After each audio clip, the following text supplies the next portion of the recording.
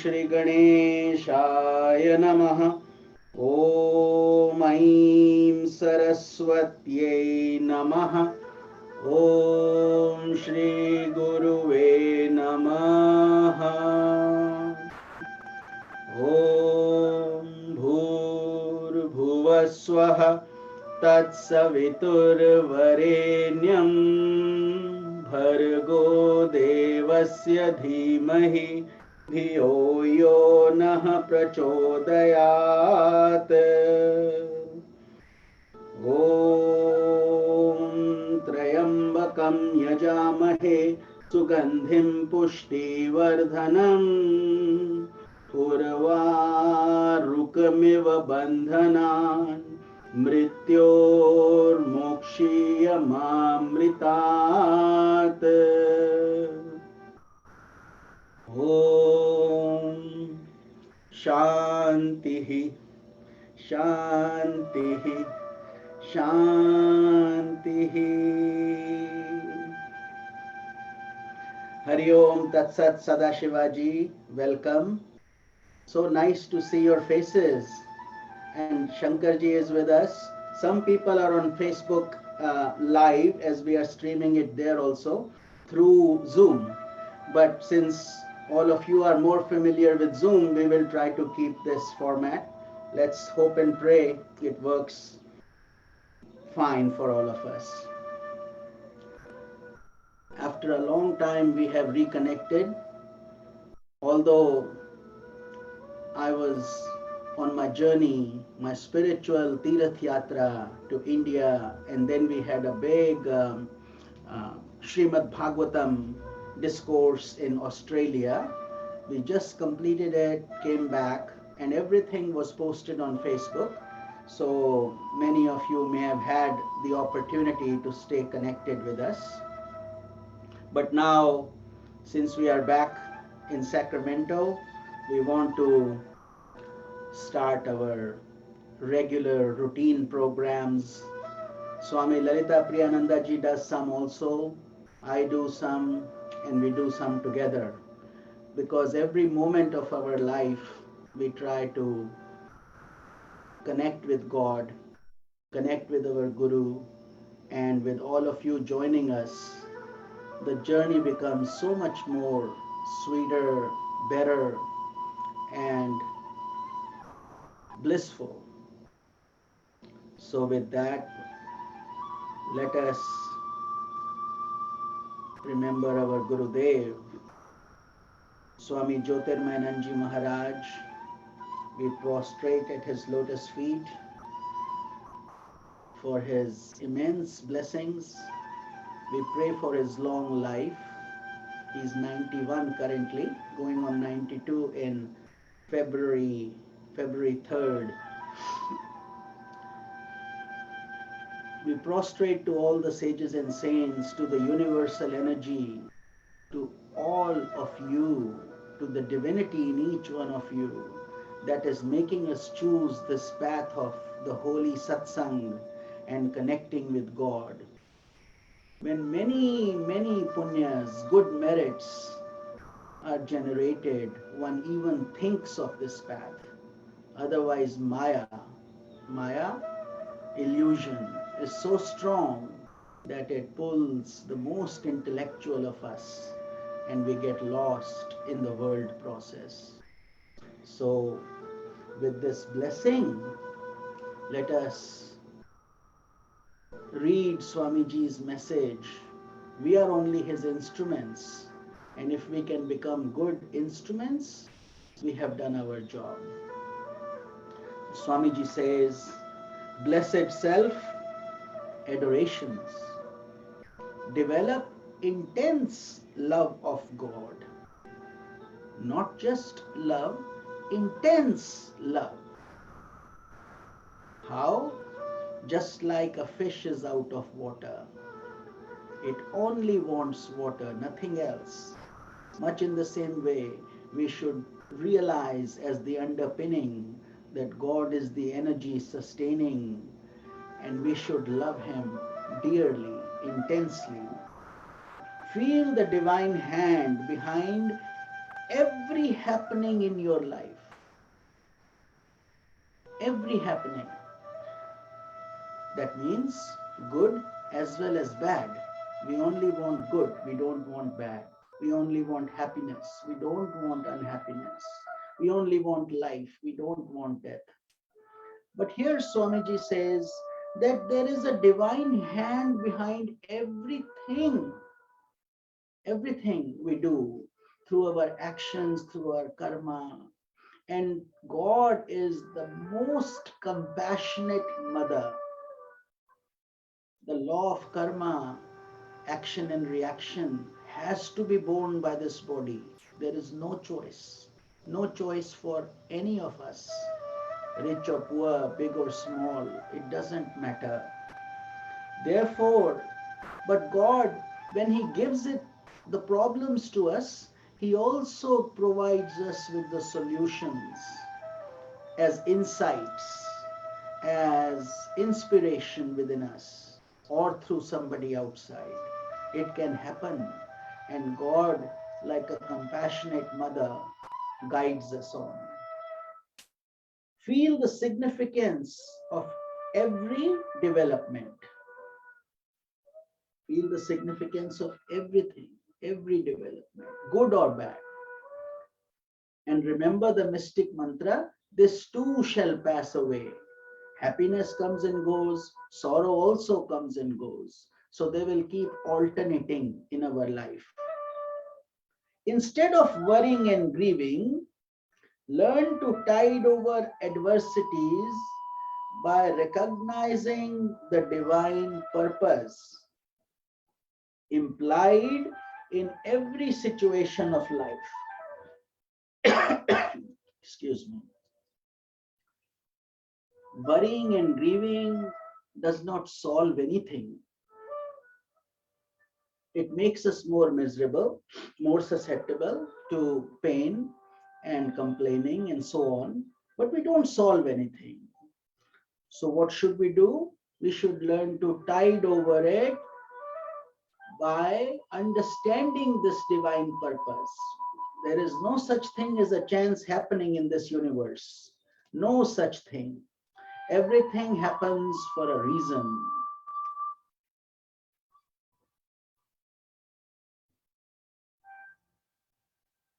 So, develop profound surrender to God and enjoy an indescribable sweetness within your heart.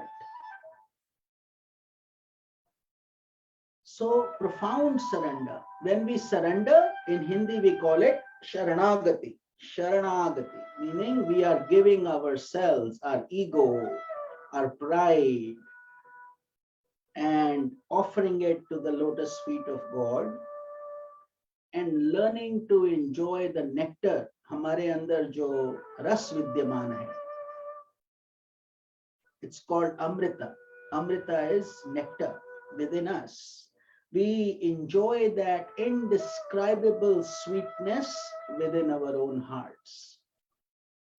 Why is it indescribable? Because that is your own personal experience. We cannot share it with anybody else. We have to experience it our own, through ourselves, by ourselves. This is why we do sadhana. Sadhana is our effort. So, meditate and assert, I am the fearless Atman, the self. Each day, we should remember this fact that we are not this body of flesh and bones, or even the mind, intellect, and ego. We are beyond all this. We are the immortal Atman. The Bhagavad Gita profoundly talks about the role of a self-realized master and how he is different from average human people. Most of us are caught at the body identity level, whereas Muktatmas, free souls, are the self. And then what do you say? You say, I am existence, knowledge, bliss, absolute. Existence, knowledge, bliss, absolute. Sat, Chit, Ananda. So I am Sat, Chit, Ananda. What we tend to do is we add name and form on top of that. We layer it with that. That is why we run into stress and confusion, because everything is then confined into time and space. So when we say I am Sat, Chit, Ananda, then just existence, knowledge, bliss, absolute. And that gives us peace and comfort.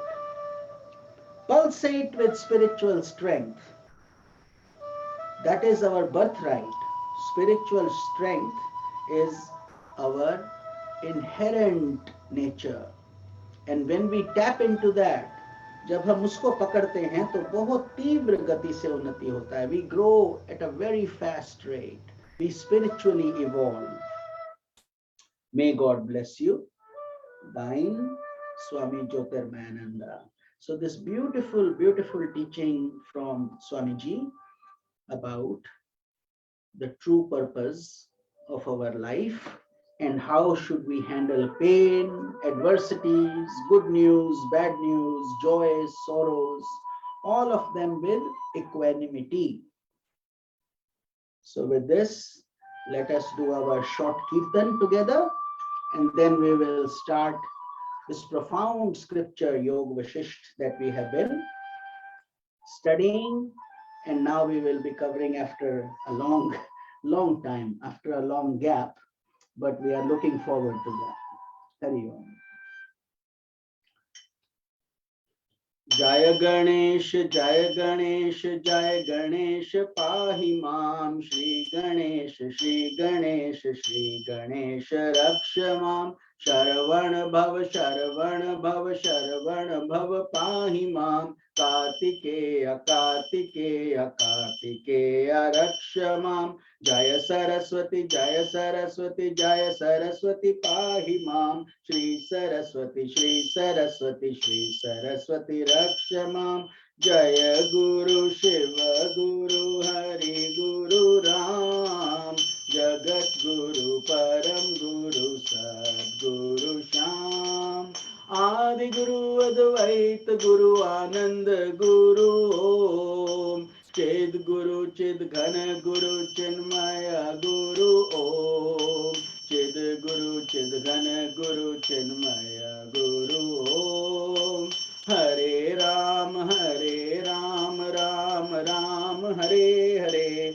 Hare Krishna, Krishna Krishna, Hare Hare, Namah Shivaya, Namah Shivaya, Namah Shivaya Om, Namah Shivaya, Namah Shivaya, Namah Shivaya Om, Om Namo Narayanaya, Om Namo Narayanaya, Om Namo Narayanaya, Om Namo Narayanaya, Om Namo Bhagavate Vasudevaya, Om Namo Bhagavate Ramachandraya, Anjaneya, Anjaneya, Anjaneya, Pahi Mam, Hanumanta, Hanumanta, Hanumanta, Raksha Mam, Dattatreya, Dattatreya, Dattatreya, Pahi Mam, Datta Guru, Datta Guru, Datta Guru, Raksha Mam, Jyotirmayananda, Jyotirmayananda, Jyotirmayananda, Pahi Mam, Shankaracharya, Shankaracharya, Shankaracharya, Raksha Mam, Bhagavat Pad, Bhagavat Pad, Bhagavat Pad Raksha Mam. Satguru Dev, Satguru Dev, Satguru Deva Pahi Mam. Shivananda, Shivananda, Shivananda Raksha Mam. Gangarani, Gangarani, Gangarani Pahi Mam. Bhagirathi, Bhagirathi, Bhagirathi Raksha Mam.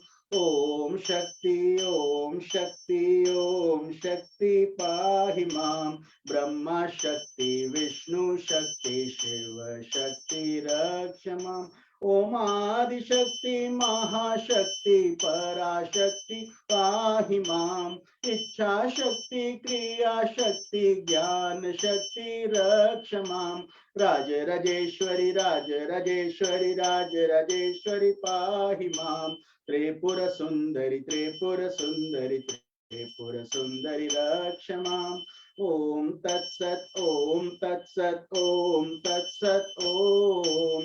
Om Shanti, Om Shanti, Om Shanti, Om. Om Shanti, Om Shanti, Om Shanti, Om.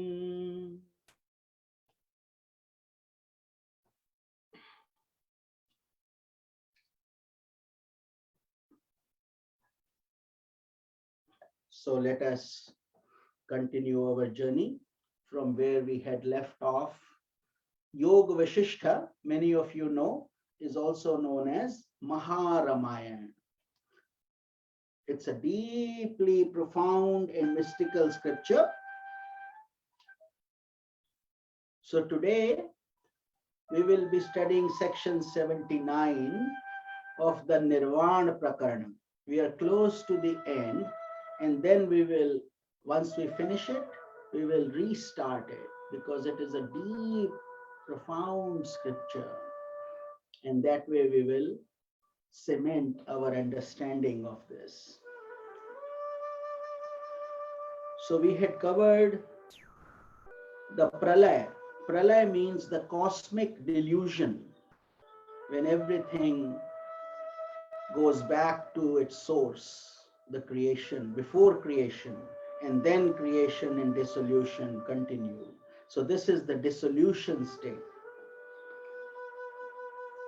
So section 79, Nirvana Prakarana, the creator and his family enter into the state of liberation. The creator meaning Brahmaji. Creator Brahma, sustainer Vishnu, destroyer Shiva. And all three roles are required for Maya, Maya meaning illusion, to occur. Every role is essential. And then when dissolution occurs, then another chakra starts, Chaturyugi, the cycle of time continues. So Sage Vasistha continued, O Rama, while the whole universe was being devoured by the waters of deluge, I directed my attention to Brahmaloka, much in the same way as the sun directs its rays on the earth at the time of sunrise. Brahma and Saraswati, Saraswati is Vidyadhari, the consort of Lord Brahma, and all the attendants were immersed in samadhi and appeared like statues, just like we appear when we are sleeping. In our deep sleep, we remember nothing. We don't even know we exist. We don't even know how much time is passing by. Much in the same way, gods such as Shukra, Brihaspati, Indra, Kubera, Yama, Soma, Varuna, Agni were also present. All these gods are the deities of our senses and responsible for running this universe. In addition, Gandharvas, Siddhas, rishis, and various celestial beings were also all seated like painted pictures, meaning no activity.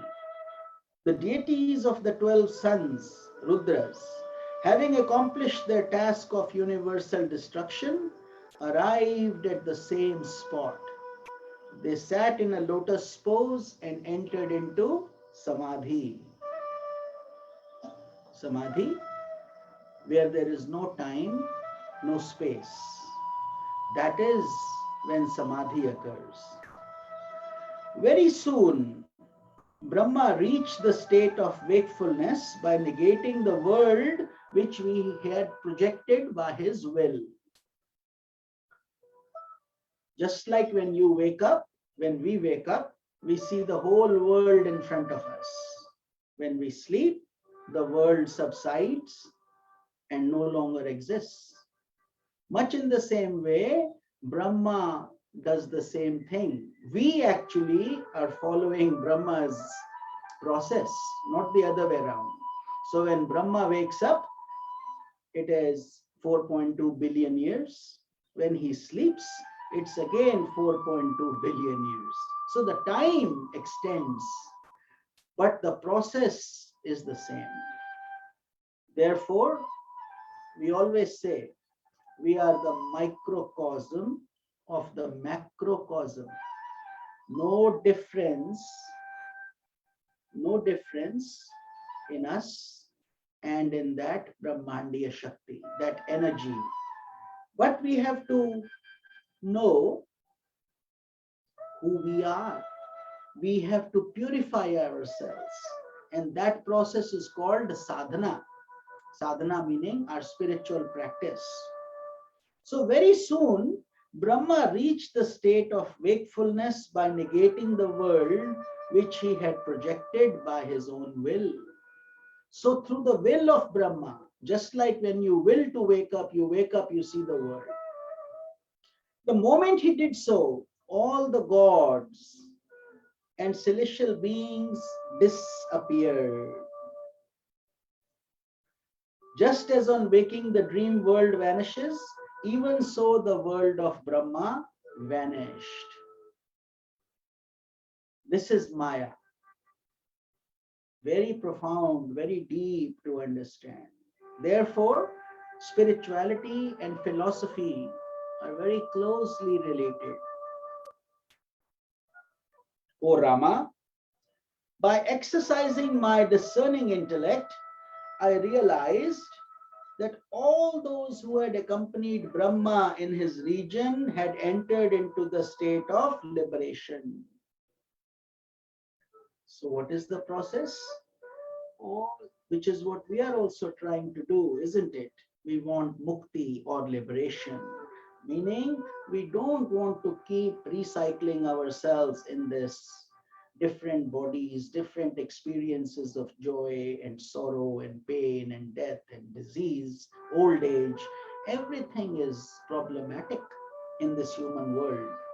Therefore, we strive for perpetual bliss into the state of complete shanti or bliss. And that is only possible through mukti, which means no more birth for us.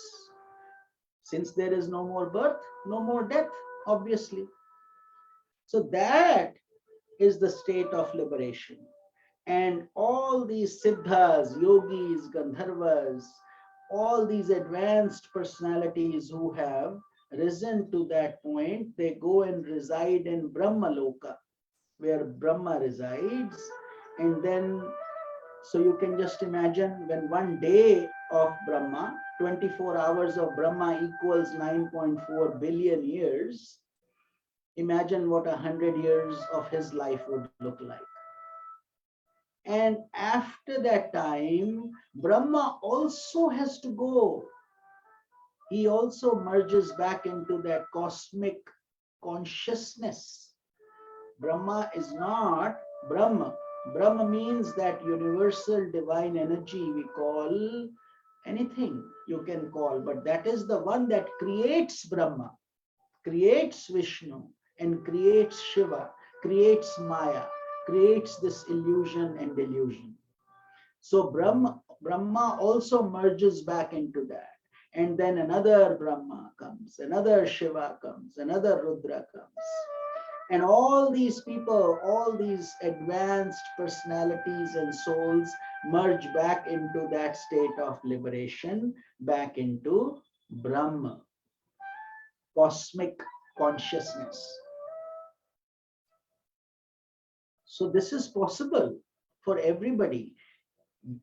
Advanced personalities like our Guruji, who have attained Jivan Mukti in this very life, they don't have to go through that process if they don't want to, because then they become the monarchs, the kings of kings. They don't have to go anywhere. They don't have to wait for anything. They can instantly merge into cosmic consciousness, or they can come back to help more devotees and disciples or whatever they want to do. They have full freedom.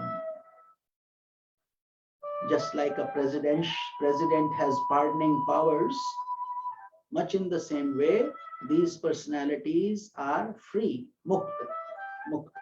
And that is what we want to do. Come in close contact with these advanced gurus, enlightened ones. In this day and age, there are more gurus than disciples. Therefore, the problem comes in that who is a real guru? Who is sincere? And that itself, for many personalities, they get deluded in these concepts. But if you are advancing on the path properly, then don't worry. The right person, the right guru will come into your life and guide you. It's the divine law. And the guru is never the body. So we cannot confuse that. Don't confuse the guru with his shape, form, nationality, how he speaks, how he talks. Look at the Atma. Look at the inner essence that is guiding us. As long as Brahma maintains his vasanas, what are vasanas? Subtle mentations. And we also operate the same way as Brahma does. No difference. We create our creation, we have sustenance power, and then we also dissolve.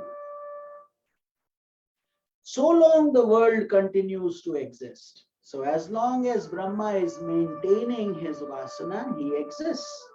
When he withdraws his vasanas, the world vanishes. Vasanas are desires, which means through his mental will, his power, he is keeping the sustenance going. The world is of the nature of vasanas. And vasanas, samskaras, vasanas, vritti, kama, karma, bhoga. This is a vicious cycle that we enter into. And it is very hard to come out of it. But with sadhana, with our japa, with the proper guru, the proper guidance, we are able to do so.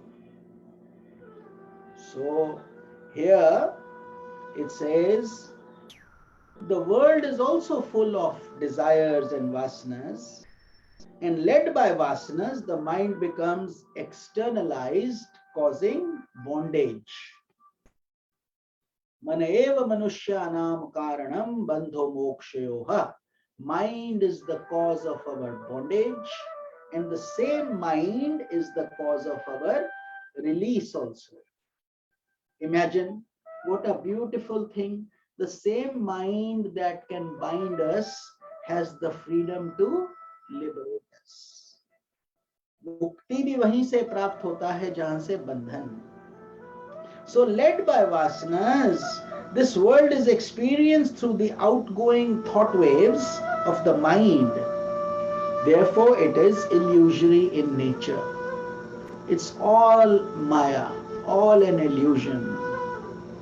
We cannot hear at the level the dog can hear. His frequency is much more subtle.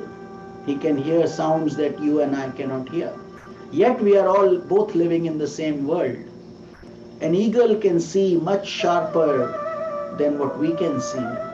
So each creature has been endowed with different levels of faculties. Therefore, but nothing is real. It's all illusory. We can touch it, we can feel it, we walk, we talk, we sleep.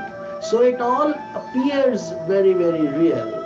But in the end, anything that changes, जिस भी चीज में परिवर्तन होता है, जिस भी चीज में स्थित्व नहीं है, thing that is not stationary, that is constantly changing and moving, cannot be sthit prajna. It cannot be the atma. Everything else that changes is anatma, not atma. So when the vasanas subside by knowledge, the thought waves become internalized. The mind dissolves in atman, the self. So imagine, just like the old lady, she lost her needle and she is looking for the needle outside the house. A gentleman comes and asks her, "Can I help you? You seem like you are looking for something." She says, "Yes, I'm looking for the needle." He says, "Let me help you." And he also looks, they both cannot find it. Then he finally asks us, he says, "Mataji, mother, what were you doing when you lost the needle?" She says, "Oh, I was sewing inside the house, and looks like the needle may have fallen inside the house." Then he asks, "But you are asking me to look outside. You were looking outside." She says, "I know, but it was too dark inside. I cannot see very well." And we are all doing the same thing like that old woman. We know the needle is inside. Our Atma, our consciousness is inside. And yet we are trying to find the answer in the world, in external objects, in things. It will not be there. The only way to expand your spiritual dimension is to go within through your tapasya, regular meditation in the morning, and then learning to go inside, antahakarana. That's why we call them the inner instruments, antahakarana. O Rama, freed of the relative concepts of bondage and release, may you ever abide in your essential self. Remember, Lord Rama's Guruji, Vashistha Muni, is sharing this knowledge with him. He says, "Free of this bondage and release, may you abide in your essential self." Your essential self are Atma, Sat, Chit, Ananda. And that is why it is so difficult for people to understand that concept. We are used to seeing things, touching things, feeling things, picking them up like objects. But the self is not that. It is beyond the senses, beyond the mind, beyond the intellect. Yet all we have is the mind, the intellect, and the senses. So we try to grab it through these tools, but they become ineffective. They are needed for sure, but then, just like a rocket, you need the boosting power. You need that big force to propel it outside the gravitational pull, to take it outside. So you need those things, but once outside, you no longer need it. Much in the same way, once we are established in the self, then we no longer need these things. We already know that we are beyond that. So then Vashistha Muni says, "May you enjoy nirvana or liberation, wherein the vasanas and cravings will subside. They will no longer bother you.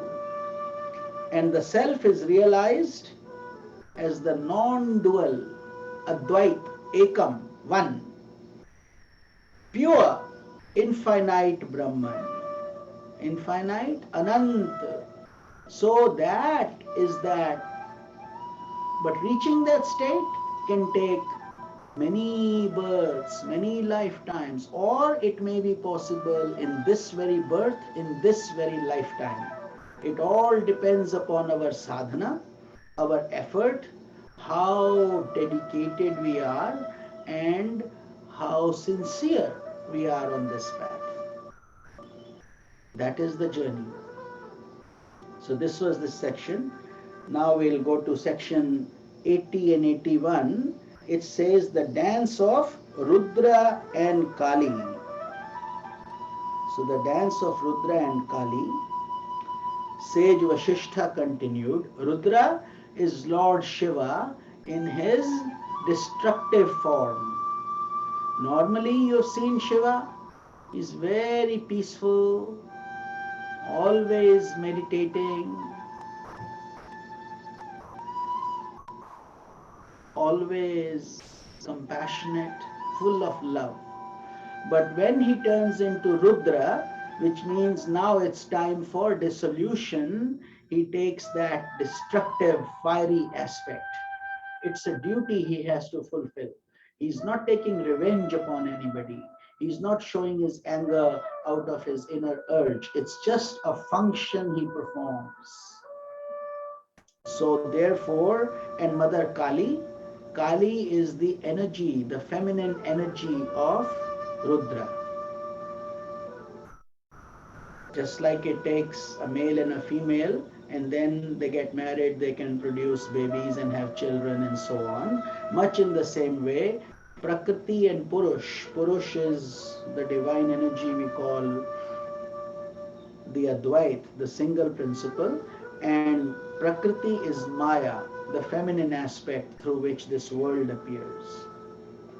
So now the dance of Rudra and Kali, Sage Vasistha continues. He says, O Rama, the inhabitants of Brahmaloka along with Brahma entered into Nirvana, as we just discussed. Their forms vanished like flames that are not fed with oil. As long as you keep putting oil, keep putting wood, keep putting firewood, the fire will continue to blaze. But once you stop putting in oil or firewood, it will subside and then extinguish. Nothing else needs to happen. Even the blazing suns that brought about the destruction of Brahmaloka were extinguished. This is the role of fire. First it burns everybody, then it burns itself and dies down, isn't it? He says, then I saw a strange phenomenon which was immensely terrible to behold, meaning difficult to watch. I saw the terrible form of Rudra, Shiva, in his destructive form, which appeared like an ocean of darkness. Though intensely black, the form was shining by its own effulgence. Rudra had 5 faces, 10 arms, and 3 eyes. These are all metaphorical because that energy can create anything it wants. He held a spear in one of his hands. He was emitting fire from his person. The breath proceeding from his nostrils was capable of agitating vast oceans. He was the very embodiment of the cosmic ego, which is called Mahat. In our bodies, we call it ego, individualized ego. But at the cosmic level, we call it Mahat. He is called Vyom Varna, sky complexioned Lord Shiva in the Rudra aspect, because he is of the essence of pure consciousness. That is one of the reasons why you see Lord Krishna as blue and blackish blue. You see the swarthy clouds as blue. You see the sky as blue. It represents pure consciousness. He is the self of all beings. Therefore, he is all encompassing in his gigantic form. Bada Akar.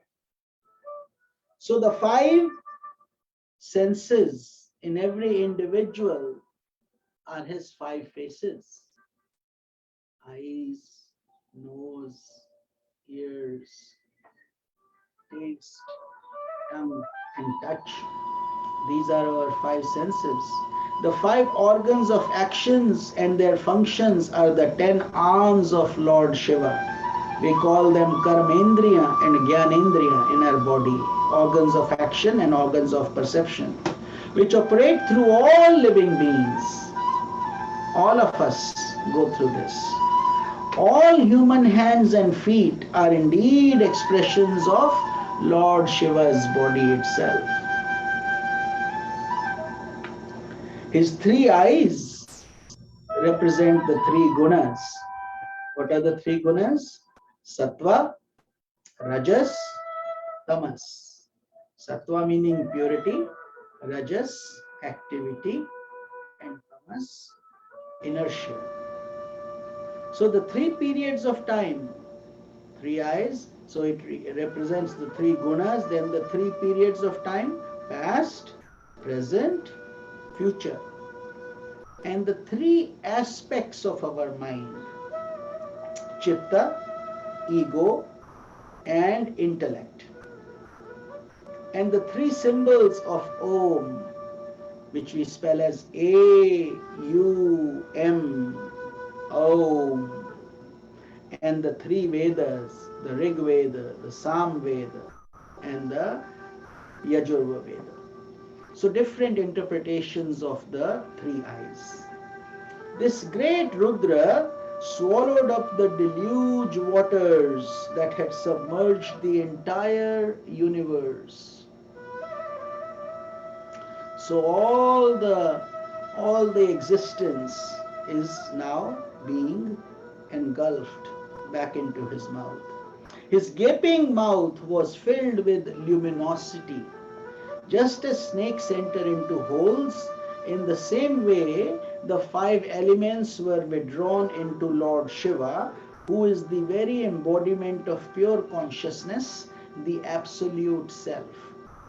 So we know physical death, right? We know physical death. Each body, our relatives, our near ones, one day we also will depart from this planet Earth. But we are the microcosm. Here, this death is being explained at the macrocosm level, which we call pralay, delusion. And therefore, the only difference is the volume and the scale. It's more multiplied by quintillion times than we can calculate, more than that. But it's still within time and space. Therefore, the process doesn't change. The same thing is happening within our bodies also when it is time to depart. Then great Shiva began to dance, accompanied by the terrible form of his consort, goddess Kalaratri, the principle of unmanifest nature. It's called Kalaratri. Kal is time, Ratri is night. That's what that means. So this is beautiful time going on. Navratri is going on right now. 9 nights of mother worship. And mother is the compassionate form of God. And therefore in Sanatan Dharma, the mother is given a very, very high status. Very high. We revere the mother. Mother Durga. She comes and breaks up, shakes up things. Then it's like a dilapidated building that first has to be broken down. Then Goddess Lakshmi comes and she gives in her blessings, auspiciousness, construction begins. And then Goddess Saraswati for the remaining. So 9 days, 3 days each. 3 days of Durga, 3 days of Lakshmi, 3 days of Saraswati Mata. And they all play an important part. Saraswati comes in and she gives us intellect and wisdom to understand our role in life. Lakshmi comes and blesses us with prosperity, money, wisdom, all the things that we can use these tools for evolution. And Durga Mata removes our bad habits, our problems, anger, greed, lust, fear. And so slowly we are constructing a new mansion, getting rid of the old habits. And therefore, but in order to do that, here now, that is the significance of Navratri. And then on the 10th day we do Vijay Dashmi, or the celebration of the victory of the soul over ignorance. So in this case, Vashistha is saying Kal Ratri is unmanifest nature. She assumed the towering form of a skeleton. As you see, Lord Shiva also, he is wearing skulls, and Kali Mata is wearing skulls, and they look pretty scary looking, hideous looking, with ashes on their body. But the mystical meaning is much deeper. We have to understand that all the things are only that. If we remove the skin, the layers of the skin of our body, we are nothing but ugly skeletons, isn't it? And we see that in x-rays also. We see our head and the bones and all that we see. But once we put the layers, it looks pretty, and then we get caught in the illusion of giving it the best treatment, the best oils, the best massages, the best hair, this, that, and endless combinations come. But Kalratri is showing you the bare, raw form of who we really are, and began to dance with Shiva like the shadow. The goddess is also known as Kali. Ramakrishna Paramahansa used to talk to her. He used to see her in physical form all the time. But it is, Kali really means the terrible, black. Kali means black. And she has skulls, and she's holding, her tongue is, blood is coming out of it and all. All these are mystical meanings that we have to understand and transcend. Therefore, proper teachers are needed when we read these scriptures. Otherwise, they can be misinterpreted and people can get lost in the deeper. They may not catch the deeper meaning. Her three eyes were filled with fire. The entire cosmos danced with the goddess. The world systems were like withering petals from her garland. Imagine. Just like petals fall off the garland, much in the same way, through Kali's destructive dance, the world system is now going back, is under dissolution. She was the embodiment of the dynamic energy of Shiva, ever involved in the creation and destruction of the world. So during creation time, everything becomes auspicious, and life starts to germinate. And then when it's time for destruction, all the dissolution starts.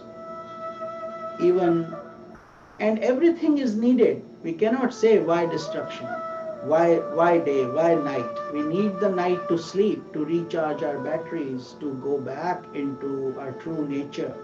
We wake up to again greet another day, another creation, another aspect of the dimension of what we call life. So after the completion of this destructive process, Rudra again assumed his gentle form as Shiva, the non-dual Brahman, the underlying reality of the universe. So it was just a role, just an act. Once that's over, Rudra becomes Shiva, Kali becomes Parvati, Ma Durga. So these aspects are there. Just like when we talk to our boss, we behave differently. We come home, we talk to our children, we behave differently. With our friends, we behave differently. Yet we are the same person. We don't change. But our approach, our behavior, our interaction does change. So the staggering vision of divine consciousness is described figuratively as the dance of Rudra and Kali. So what should we do? Who are we? We are aspirants. Aspirants meaning sadhaks. Sadhaks. An aspirant must discover that intuitive vision within him which negates this entire world process and reveals the non-duality of the self.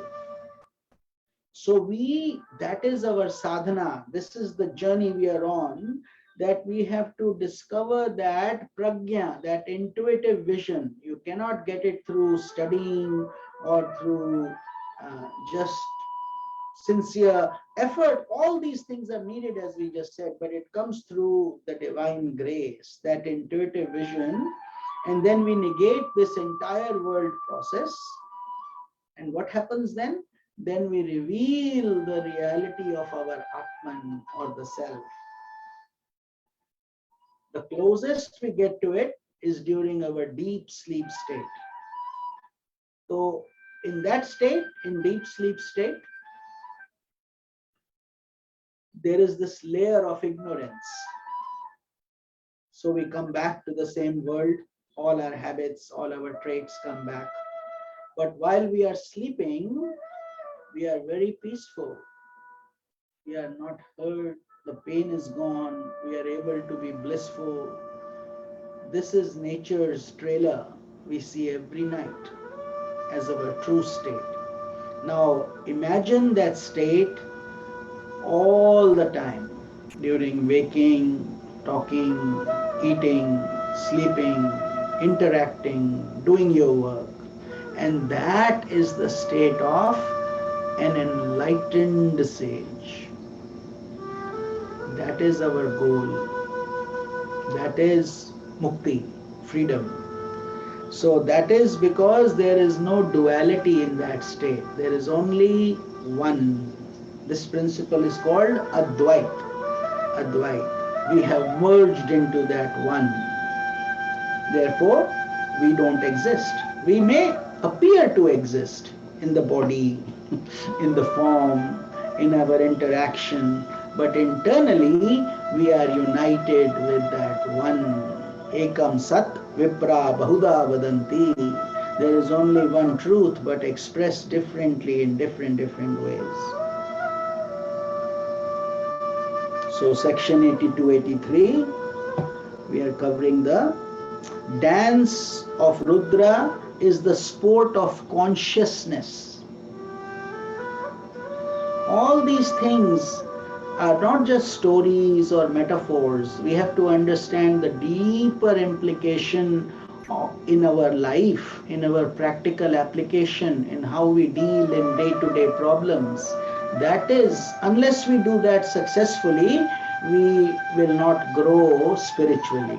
We may just do things at the ritual level. So many people in India, even in India, they keep on doing these things at the ritual level for 30, 40, 50 years, but then there is no illumination because they have never really understood the depth of that process and gone deeper and deeper. Just like we may be 80, 90 years of our life doesn't mean we have lived life fully. We may have just eaten and slept and gone to work and 10, 20, 30 repetitions. In other words, we keep repeating the same thing and decades keep passing by, and one day we just go away. So the question is, what does our life mean? It's really the quality, not the quantity. What we do with our life, that matters. So here, Sri Rama asked, he says, when everything was destroyed during Pralaya, Pralaya is the cosmic deluge, what body did the Devi adopt? What were her adornments?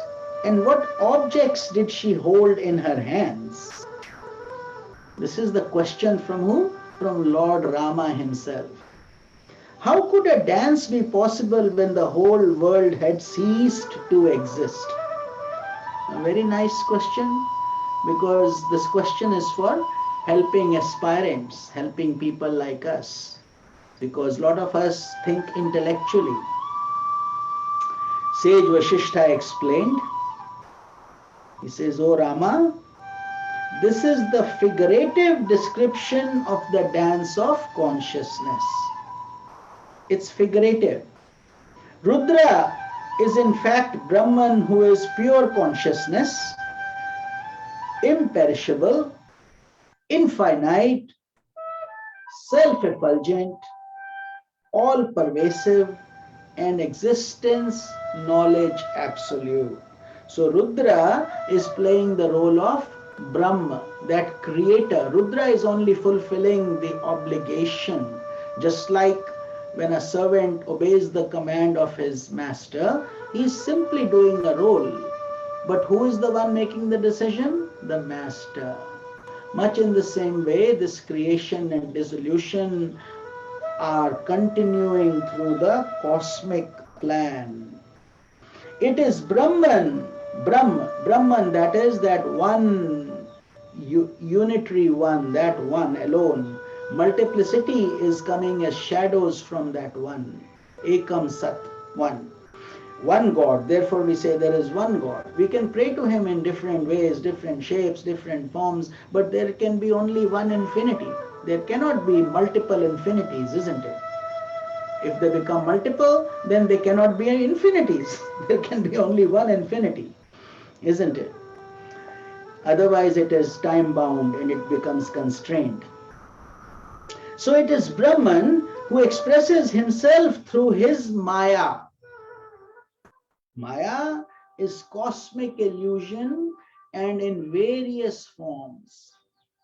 Just think of a prism, think of a crystal, and the light going through the crystal.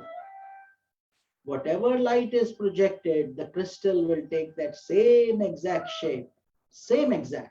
You put red, it becomes red. You put blue, it will be blue. But in reality, it is nothing but colorless. The minute the light goes away, the crystal assumes his natural state, its natural pure form. Much in the same way, when Maya comes in contact with Brahman, there appears different shapes, lights, forms, worlds, identities, you, me, anger, this, that, families, me, mine, you, yours. All these concepts that we have created are all, and they appear so real, so dramatic. But it is all due to that light projecting on the crystal. Various forms. To the enlightened mind, the world process is nothing but the dance of Brahman, Shiva or Rudra, and his Maya, Kali. So, this is the difference between worldly people or sadhakas who are in between, and then enlightened people. The enlightened people see no contradiction in this. They understand it as the supreme reality. But the worldly people are so deluded by Maya that everything seems practical and real in the external world. And they should not be given this knowledge because it will be poisonous for them. They will have to first learn, grow, and gradually evolve. But for advanced sadhaks, people who are sincere and who have qualified themselves, this becomes nectar. The same thing that can be poisonous for someone becomes nectar for someone else based on qualification. This is why adhikaritva is very important. Proper knowledge is very important. In the earlier days, qualification was the key. Even here, even in your world, You can't do a master's unless you have a bachelor's. You can't do bachelor's unless you have high school. You can't go to 12th grade unless you have a 11th grade diploma, and so on.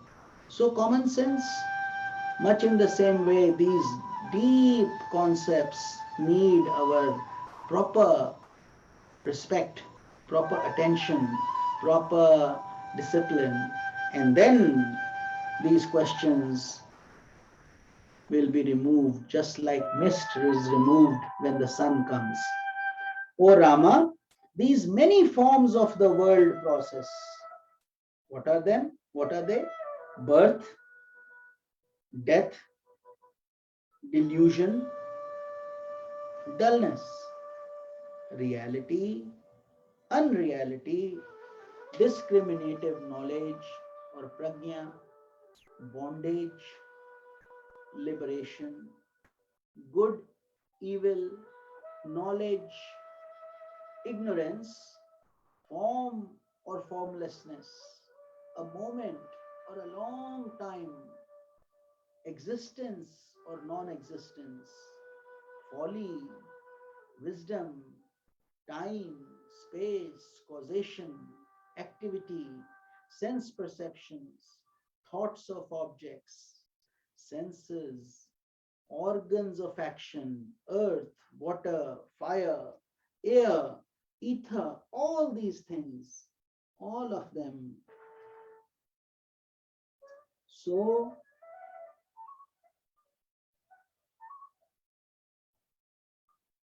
all of them are nothing but sportive expressions of pure consciousness. All of them are nothing but Sat Chit Ananda. But yet, at the practical level, evil is bad, good is great, liberation is wonderful, bondage is horrible, pain is unacceptable, joy is greatly anticipated. But yet, at that cosmic level, they are all sportive expressions of pure consciousness. Much like a movie. In a movie, we all have different genres, different interests. Some people like terror movies, some people like action, some like romance, some like comedy, and sometimes in the same movie there are different aspects of tragedy and joy and this and that. But yet, it's all an illusion, nothing but illusion. So it is pure consciousness that appears as Vishnu, as Brahma, as Shiva. All these are just different aspects.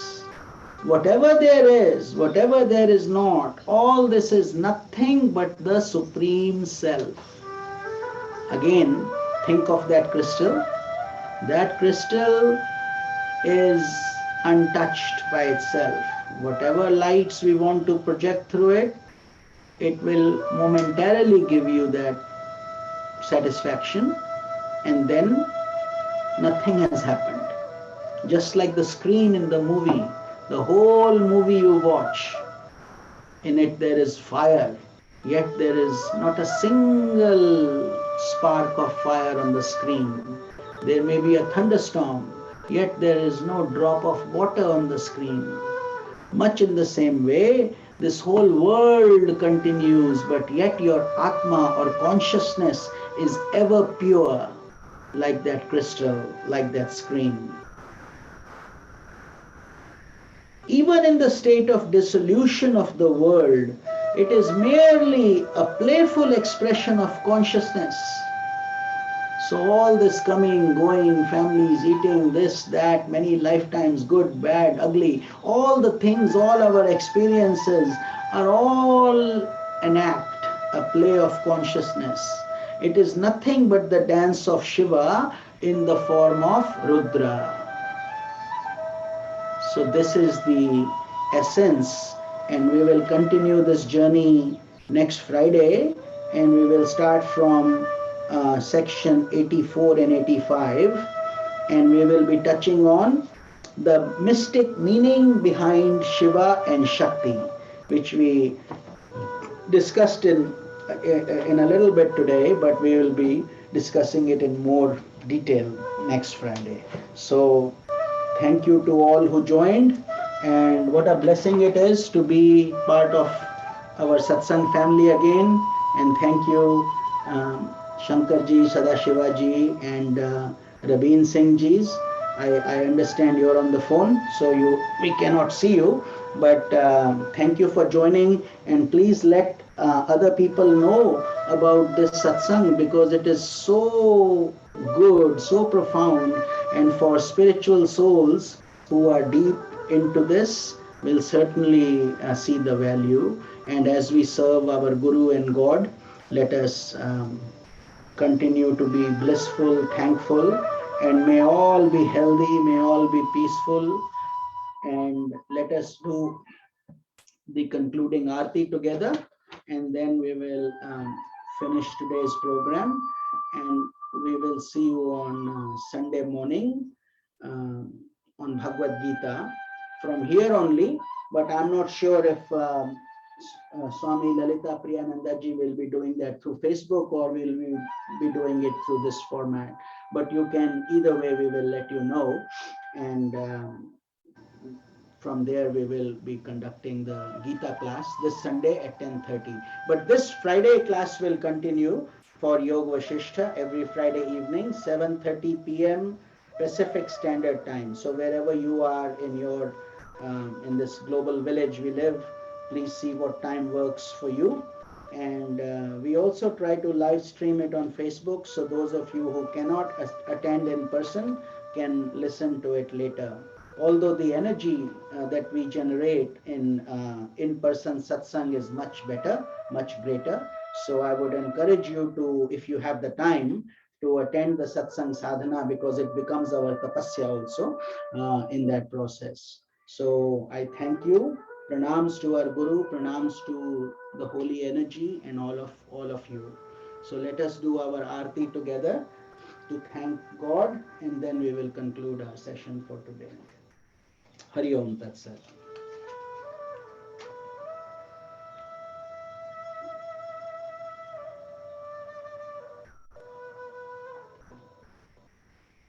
So with the Aarti, we create the light to remind us that may this light always be within us also. So let us do this Aarti together. Om Jai Jai Aarati Vigna Vinayak Shri Ganesha. Jai Jai Aarati Subramanya Kartikeya. Jai Jai Aarati Venugopala Venulola Papa Vidura Navnit Chora. Jai Jai Aarati Venkateramana Sankat Harana Sita Rama Radhe Shama. Jai Jai Aarati Gauri Manohar Bhavani Shankar Samba Sada Shiva Uma Maheshwar. Jai Jai Aarati Rajeshwari Tripura Sundari Mahakali Mahalakshmi Mahasaraswati Mahashakti. Jai Jai Aarati Anjaneya Hanumanta. Jai Jai Aarati Dattatreya Trimurti Avatara. Jai Jai Aarati Shaineshwaraya Bhaskaraya. Jai Jai Aarati Sadgurunatha Shivananda. Sadgurunatha Jyotirmayananda. Jai Jai Aarati Vigna Vinayak न तत्र सूर्यो भाति न चंद्र तारकम नेमा विद्युतो भाति कुतोऽयम् अग्निः तमेव भान्तम् अनुभाति सर्वं तस्य भासा सर्वमिदं विभाति। ओ शांति शांति शांति। ओम असतो मा सद्गमय तमसो मा ज्योतिर्गमय मृत्योर्मा अमृतं गमय। ओम पूर्णमदः पूर्णमिदं पूर्णात् पूर्णमुदच्यते पूर्णस्य पूर्णमादाय पूर्णमेवावशिष्यते। ॐ शांति शांति शांति। ॐ करचरणकृतं वा कायजं कर्मजं वा श्रवणनयनजं वा मानसं वापराधं विहितमविहितं वा सर्वमेतत्क्षमस्व। जय जय करुणाब्धे श्री महादेव शंभो। जय जय करुणाब्धे श्री महादेव शंभो। जय जय करुणाब्धे श्री महादेव शंभो। समस्त लोका सुखिनो भवन्तु। ओम ब्रह्मार्पणं ब्रह्महवि ब्रह्माग्नौ ब्रह्मणाहुतं ब्रह्मैव तेन गन्तव्यं ब्रह्म कर्म समाधिनः। अहं वैश्वानरो भूत्वा प्राणिनां देहमाश्रितः प्राण अपान समायुक्ता पचामन्यं चतुर्विधं। हरि ओम तत्सत्। ब्रह्मार्पणमस्तु। समस्तलोकाः सुखिनो भवन्तु। Let us do three Triambakam mantras for world healing and to relieve pain and suffering from this world. ॐ त्र्यम्बकं यजामहे सुगन्धिं पुष्टिवर्धनम् उर्वारुकमिव बन्धनान् मृत्योर्मोक्षीयमामृतात्। ॐ त्र्यम्बकं यजामहे सुगन्धिं पुष्टिवर्धनम् उर्वारुकमिव बन्धनान् मृत्योर्मोक्षीयमामृतात्। ॐ त्र्यम्बकं यजामहे सुगन्धिं पुष्टिवर्धनम् उर्वारुकमिव बन्धनान् मृत्योर्मोक्षीयमामृतात्। ॐ शान्तिः शान्तिः शान्तिः। Hari Om Tat Sat. May God's and Guru's blessings be upon each one of you.